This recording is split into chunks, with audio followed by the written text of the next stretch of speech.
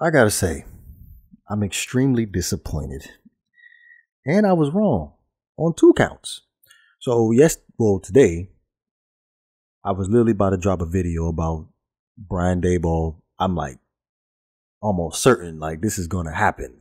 Like I'm like out of all three of the candidates, Mike McDaniels, Kellen Moore, and Brian Daboll, I was like, yo, got the history, got the chemistry with the history with Tua at Alabama, and it's almost certain that this is definitely going to happen. And then boom, the news dropped that the New York Giants are in the works as far as getting the contract done as far as Brian Daboll being the next head coach for the New York Giants. So Brian Daboll is out, right? So this gets me thinking. And I know people are going to sit here and think I'm going to have some kind of agenda, but perhaps they sat down in the meeting and had the conversation like, yo, like, can you do something with Tua? And Brian Daboll was like, nah, we gonna have to move in another direction. If I'm gonna be the head coach of the Dolphins, we're gonna have to do something else at the quarterback position. We keep it at 100 here. We're gonna lay it all on the table. Maybe this is another possibility that the reputation of the Dolphins, as far as their previous history, as far as the firing of Brian Flores, possibly rubbed some folks the wrong way. Another possibility. Another possibility. It's those I just don't. How do we get here? Like literally, how do we get here? So now we're currently sitting with two guys left, Mike McDaniels and Kellen Moore. So we already had the discussion about these two. I wasn't really high on these two, considering the fact that Mike McDaniels. Let's go ahead and just start with Mike McDaniels. Mike McDaniels, obviously, he's growing on me. He's literally growing on me due to his history with the Shanahans. Mike Shanahan, the father of Kyle Shanahan, the current head coach for the San Francisco 49ers, hired him in 2005 as an assistant coach. Well, excuse me, an intern, and then ended up rehiring him again back when Mike Shanahan was the head coach of the Washington football team. But back then it was the Washington Redskins, and hired him on as a wide receivers coach. So he's been with Kyle and Mike for quite some time. Like with the Atlanta Falcons, the Super Bowl year, he was the wide receivers coach.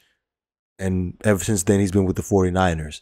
My only issue with Mike McDaniels was the fact that he does not call plays. That's my only issue. But if Mike Shanahan and Kyle Shanahan consistently keep bringing him back on their coaching staffs, I can be a believer too. But that's one thing for certain. I think Mike McDaniels will come in and do something with this running game, which we desperately need, because that's been a big issue over the past several years in Miami, right? So let's go ahead and go to my least favorite candidate, and that's Kellen Moore, the current offensive coordinator for the Dallas Cowboys, right? So 2018, he decided to retire from the NFL, and he was brought on to the Dallas Cowboys as far as being their quarterbacks coach. Then the Dallas Cowboys decided to fire Jason Garrett. Jason Garrett.